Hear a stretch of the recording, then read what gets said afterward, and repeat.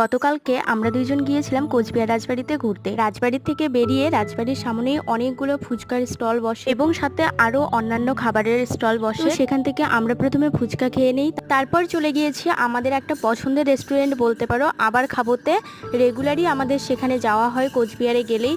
তো যাই হোক, সেখানে গিয়ে আমরা half plate veg momo order করি এবং 2 প্লেট মাটন বিরিয়ানি অর্ডার করি। এখানে 1 প্লেট ভেজ মোমোর দাম ছিল 80 টাকা, আর আমরা যেহেতু হাফ প্লেট নিয়েছিলাম সেটার দাম পড়েছিল 40 টাকা।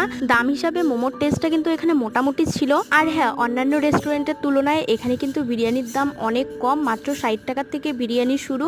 আর এখানে যেহেতু আমরা মাটন বিরিয়ানি অর্ডার করেছিলাম, 1 প্লেট মাটন বিরিয়ানির দাম ছিল 130 টাকা। 130 টাকার মধ্যে দেখো মাটনের একটা কত বড় পিস এবং মাংসটাও কিন্তু অনেকটা সফট ছিল, সাথে স্যালাড এবং চাটনিও ছিল।